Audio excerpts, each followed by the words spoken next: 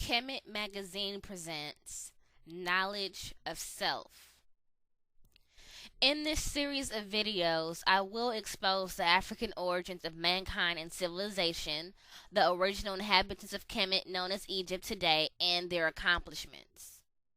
I will do this by quoting various authors who are experts in their fields of ancient Egyptian history, African history, world history, and anthropology. The point is to put ancient Africans back into their proper place in history as architects of civilization and to honor them for their development of the rudiments of what has become the scientific, religious, and philosophical backbone of mankind. In doing this, Africans in America and all over the world will have a true knowledge of self.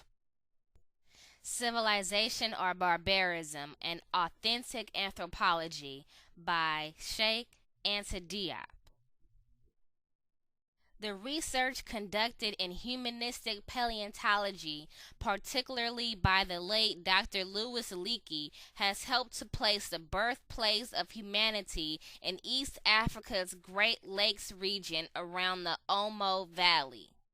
Two ramifications that have not been sufficiently emphasized until now have come to light as a result of this research. One, humankind born around the Great Lakes region, almost on the equator, is necessarily pigmented and black.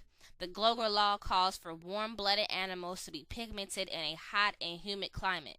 Two, all the other races derived from the black race by a more or less direct filiation, and the other continents were populated from Africa at the Homo erectus and Homo sapiens stages 150,000 years ago. The old theories that used to state that blacks came from somewhere else are now invalid. Nile Valley Contributions to Civilization by Anthony T. Browder. What is Kemet? Chancellor Williams reminds us of the importance of using the earliest African name to describe the land now referred to as Egypt. Quote, "There was no Egypt before the black king from whose name it was indirectly derived. Before that, the country was called Kem or Kemi, another name indicating its black inhabitants, and not the color of the soil, as some writers have needlessly strained themselves in asserting." End quote. Prior to the Greek use of the word Egypt, Africans referred to their land as Kemet, that is, the black land. Kemet was the strongest term used by the ancients in pharaonic times to indicate blackness. It meant coal black. The word Kemet, KMT, written in hieroglyphic form, was represented by a block of wood which was charred on the end. The name which the people of Kemet called themselves was Kemiyu, which literally translated as the blacks. The word Kemiyu was also used to describe the vast population that inhabited a considerable portion of the Nile Valley. In ancient times, there was no physical distinction made between the people who occupied the lands now called Egypt and Sudan. The ancient Egyptians saw themselves as blacks, who were portrayed as no different from other blacks in Africa, but were physically and phenotypically different from the Indo-Europeans, Caucasoids, or the Semites, mulattoes. This reproduction from the tomb of Ramses III illustrates distinct races of people. The Kemites portrayed themselves as being no different than the Nubians, but distinctly different from the Indo-European Caucasians and the Semites. With the discovery of the ancient city of Tesseti, it can now be said with impunity that the oldest monarchy in the world, and indeed the progenitor of the monarchies of Kemet, were of indigenous African, black, Negroid, etc. stock. The first 12 dynasties, 3150 to 1783 BCE, were also African. It was during this time period that Kemet was unified as one nation. All the pyramids were built, and the great literary texts which comprise the Book of the Dead were written.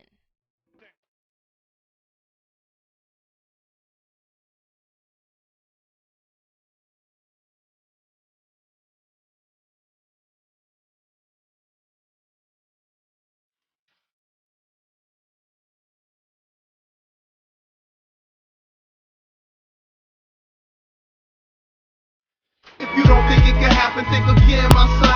Be prepared for the worst has yet to come. We want freedom, prophecies of ancient wisdom, cataclysm. Niggas be like, fuck the system. If you don't think it can happen, think again, my son. Be prepared for the worst has yet to come.